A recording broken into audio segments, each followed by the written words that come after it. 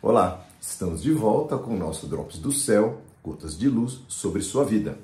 Trazemos mensagens de encorajamento, de fé e inspiração para que você conheça Deus, saiba quem Ele é e faz e humildemente procure um relacionamento simples, mas profundo para com Ele.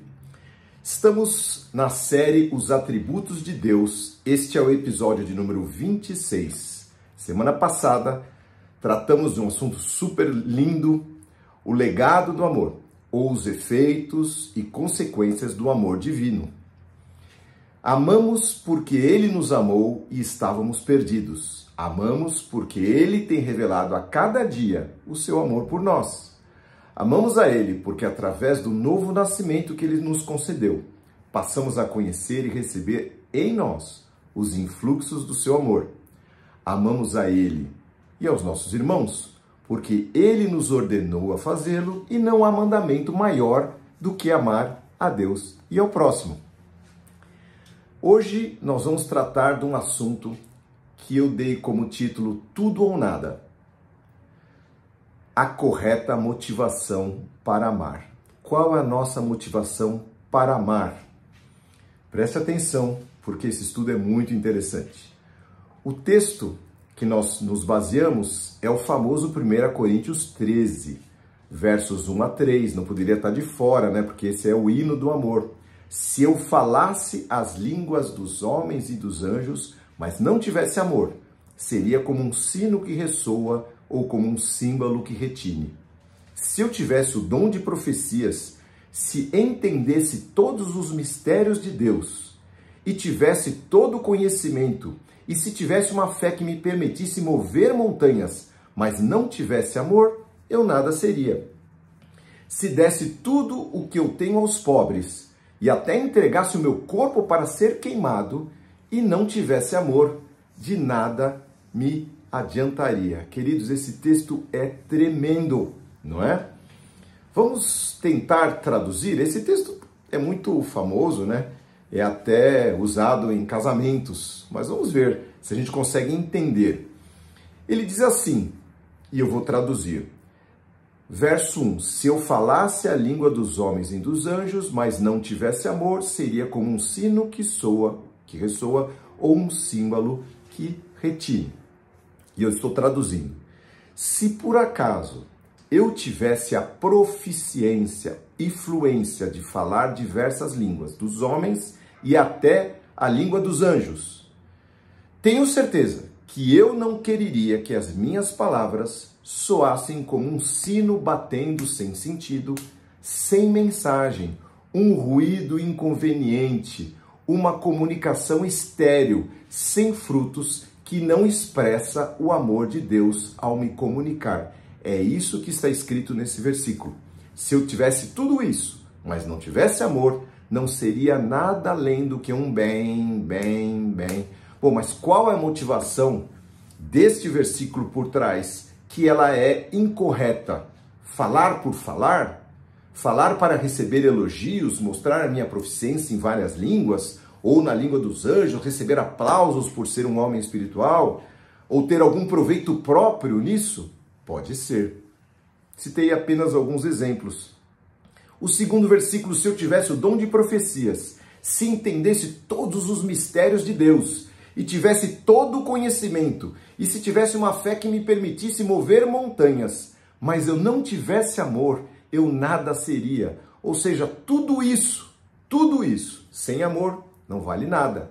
Se também por uma graça, eu estou traduzindo o versículo, eu tivesse o dom de profecia, se eu entendesse os mistérios de Deus, dominasse a ciência e o conhecimento, a sabedoria e o entendimento, e além disso, tivesse uma fé tamanha que me permitisse mover montanhas, eu preferiria morrer do que viver com todos estes talentos e tesouros, mas não ter o amor de Deus como motivação real para viver e repartir, e com tudo isso eu seria um nada profeta, um nada cientista, um nada sábio, um cristão, um crente católico, nada, nulo, estéril, que enterraria todos estes talentos no fundo da terra da vaidade. Quais seriam os motivos aqui? Como eu disse, a vaidade ser reconhecido como profeta, a vaidade do conhecimento dos mistérios, a fé que poderia servir para transportar montanhas que estavam soterrando pessoas, mas eu uso para me promover ao meu ministério. Ou quem sabe uma outra motivação errada, o conhecimento excessivo que me fizesse afastar da simplicidade que há em Cristo. Há tantos descaminhos, queridos, para nos afastar daquilo que o Senhor nos deu como tesouro. E ainda no verso 3, se eu desse tudo o que tenho aos pobres e até entregasse o meu corpo para ser queimado e não tivesse amor, de nada me adiantaria. Se eu decidisse, então, repartir o que tenho com os pobres e até chegar a entregar o meu corpo para ser queimado e ser um nada, por não me motivar pelo amor para fazer tão grandes coisas, de nada isso adiantaria. Só ilusão, só sacrifício, só frustração, pois eu ouviria de Cristo: nunca te conheci. Meus queridos, a motivação errada pode ser vaidade, orgulho, interesse religioso, pessoal, ignorância. Tem gente que se sacrifica para reencarnar melhor, ou entrega a vida como Marte para ter 10 virgens no céu, para deleite próprio. São motivações que não são o amor genuíno de Deus. Mateus capítulo 9, verso 12. Jesus ouviu o que disseram e respondeu: as pessoas saudáveis não precisam de médico, mas sim os doentes. E acrescentou: agora vocês vão e aprendam o significado desta passagem das Escrituras. Quero que demonstrem amor e misericórdia e não que fiquem oferecendo sacrifícios, pois não vim chamar os justos, mas sim os pecadores. De que adianta eu sacrificar o meu próprio corpo se eu não entrego, não o faço com amor correto? Mateus capítulo 7, verso 21. Muitos me chamam, nem todos os que me chamam Senhor, Senhor entrarão no reino dos céus, mas aqueles que de fato fazem a vontade do meu Pai que está no céu.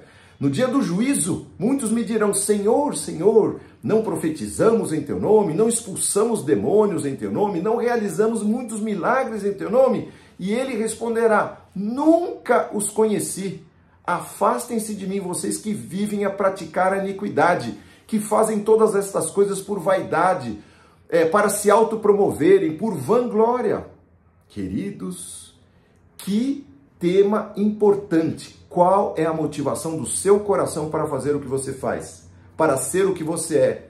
Filipenses capítulo 2, verso 3 diz assim: não façam nada por interesse pessoal, diz Paulo, ou por desejos tolos de receber elogios e impressionar alguém. Em outra tradução, não façam nada por contendas e por vanglória.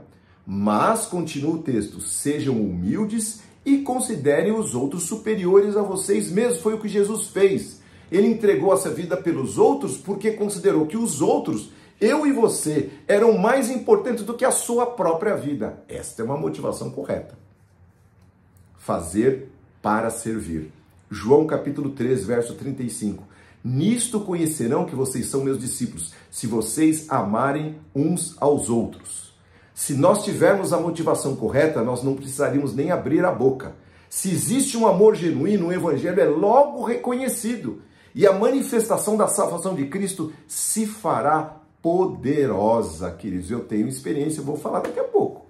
O poder do amor com a motivação certa abre as comportas do céu. O Senhor está esperando que nós nos manifestemos humildemente assim em serviço, amando sem interesses, para que Ele abra as comportas do céu e faça o seu amor chegar aonde Ele enviar. A palavra de Deus diz que o verdadeiro amor é mais forte do que a morte. Não há poder maior que o amor sem interesse. Também chamado na palavra de Deus como caridade. Caridade é mais do que dar bens aos outros. Cristo comprovou esta verdade. A morte não pôde reter o amor desinteressado e sublime do Deus Emanuel que habitou conosco. A morte não pôde, nem a morte. Ela abriu, o Senhor foi lá e dela, da morte, ressuscitou para a vida, porque não há como reter esse amor, esta caridade que é dar sem querer nada em troca. O amor verdadeiro é replicar o amor desinteressado de Deus nas múltiplas maneiras que o destino da vida preparado por Deus nos apresentar. Nós podemos fazer isso de maneiras pequenas, simples. Quantos aí, né, exemplos na própria rede social a gente vê aquele corredor que estava caindo, aí um outro parou para ajudar e foi levando ele até a linha de chegada. Quantos a gente olha e fala, uau, olha só aquilo ali, este amor que eu estou falando. Eu li essa semana sobre a história do padre Damião de Velster. Ele foi canonizado como Padre São Damião de Molokai. Ele é um irmão belga, nascido lá para os anos 1800. E em 1863, mesmo sabedor de uma terrível praga de lepra que se havia instalado na ilha de Molokai, no Havaí, sentiu-se chamado para atender os habitantes daquela pequena comunidade, que se achavam isolados. A praga era tão grande de lepra que colocaram ele numa ilha, eles ficaram isolados, estavam perdidos e ali toda sorte de miséria graçava. Ninguém se atrevia a conviver com eles, pois o nosso irmãozinho, o padre Damião, foi para lá e ali ele permaneceu por 10 anos, cuidando e atendendo aquele povo. Milagrosamente, ele não contraiu a doença naquele tempo, a tempo de poder atender aqueles que estavam necessitados. Mas finalmente, ele pereceu ali, cumprindo o propósito que Cristo lhe deu. Quanto vale essa vida? Quanto vale a vida do padre Damião, o São Damião de Molokai? Depois ele foi canonizado. Quantos exemplos nós conhecemos, não é? Lá em Hebreus tem uma lista, e essa lista ele fala de várias pessoas, o autor ali, e ele usa um termo, pessoas das quais o mundo não era digno. Queridos, a gente tão especial, que esse mundo não é digno. Eu estive nessa semana que passou, cheguei ontem, lá no Piauí. Eu trabalho com esses irmãos lá do Piauí há muitos anos. E tenho irmãos queridos lá, principalmente o pastor Salvador e a irmã Gesilda, o casal querido que mora no meu coração. Nós temos uma aliança lá do sertão. E eu passei lá um tempo com eles, visitando os projetos maravilhosos. Vocês se interessariam em conhecer. Eu tenho uma fundação que apoia lá o PASSE, Projeto Água, Cidadania e Ensino. Lindo. Começaram com 50 criancinhas, hoje tem mais de 1.400 crianças cuidadas. Um trabalho maravilhoso. E lá no sertão, lá na parte rural daquela pequena cidade, existe um lugar chamado Morro do Boim. Morro do Boim foi acessado, alguém trouxe essa informação para o Salvador, pastor Salvador. E o Salvador foi lá. Não tinha luz, não tinha nada, chão de terra, casinhas que, se você vê a foto, tirei foto até de uma que eu fui lá anteontem. Não é uma casa, é um plástico, a pessoa está vivendo num plástico. E assim tem gente que mora debaixo de árvore, queridos. A gente não sabe o que as pessoas passam. E aí, Salvador foi lá alguns anos atrás, me levou lá e nós furamos um poço ali. Ali, quando a gente fura poço, a maioria dos poços da água salobra, mas pelo menos é água. Eles andavam 6 quilômetros para buscar água, 6 quilômetros. Queridos, hoje o poço está lá furado, água docinha, 5 metros cúbicos, uma beleza de poço, o melhor poço da região. A luz chegou, hoje as casas estão lá. Sabe o que aconteceu? Praticamente todos, eu me lembro só de uma família ainda que não está convertida. O evangelho chegou, a atmosfera para a graça chegou a redenção, a remissão, a salvação. Chegou ali o ano aceitável, o reino de Deus no Morro do Boim. Coisa linda, queridos. Passar por aquele lugar lá atrás e voltar lá e ver essa transformação. Nós ainda vamos fazer mais coisa lá. Deus está abrindo as portas. O que a palavra de Deus nos diz em Miqueias capítulo 6, versículo tão manjado, mas ele diz assim no verso 8, o Senhor já nos mostrou o que é bom. Ele já disse o que exige de nós. O que ele quer que façamos faça o que é direito. Amem uns aos outros com dedicação e vivam em humildade e obediência ao nosso Deus. Aqui o texto diz, o que ele quer é que façamos o que é direito, que amemos uns aos outros com dedicação e que vivamos em humildade e obediência diante do nosso Deus. É isso, queridos. É isso. Inventam-se tantas coisas, mas é isso que o Senhor exige de nós. Provérbios capítulo 24 é um texto também tremendo, diz assim, verso 11. Livra você, ele está falando isso para nós, livra os que estão injustamente destinados à morte e salva os que são levados para a matança, se os puderes retirar. Não se desculpe dizendo, não sabia o que estava acontecendo. Lembre-se de que Deus conhece cada coração. Aquele que pondera as intenções não saberia que você estava ciente? Aquele que atenta para o âmago da sua alma não teria conhecimento? Lembre-se que ele retribuirá a cada um conforme as suas ações. Queridos, o Senhor espera de nós que nós abramos o nosso coração para os outros, assim como ele abriu o dele para nós. E nós recebemos e desfrutamos desse amor tão próximo, tão desinteressado, tão genuíno. O Senhor quer que a gente replique isso. É isso que ele quer de nós. O amor desinteressado, enfim, queridos, o amor genuíno é o maior valor, o maior poder que nós podemos acessar. Não devemos ter medo de pedir, buscar e experimentar este amor, porque o Senhor irá nos conduzir através dele pela motivação correta. E aí, através dele, nós temos tudo o que o Senhor nos dá.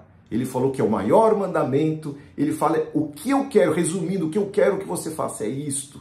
Aí nós temos tudo e deixamos de ser aqueles nadas que eu falei lá atrás. O nada profeta, o nada da fé, o nada... Porque nada adiantaria, está escrito lá.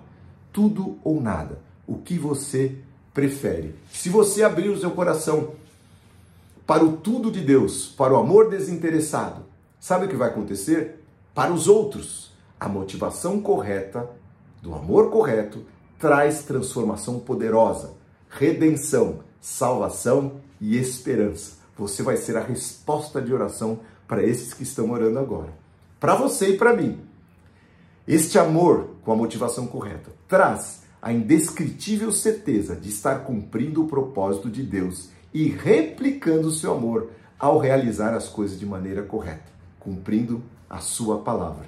1 João capítulo 4 diz assim: sabemos quanto Deus nos ama e confiamos em seu amor. Deus é amor, e quem permanece no amor permanece em Deus e Deus nele. À medida que permanecemos em Deus, nosso amor se torna mais perfeito. Esse é o amor perfeito. Assim teremos confiança no dia do julgamento, pois vivemos como Jesus viveu neste mundo.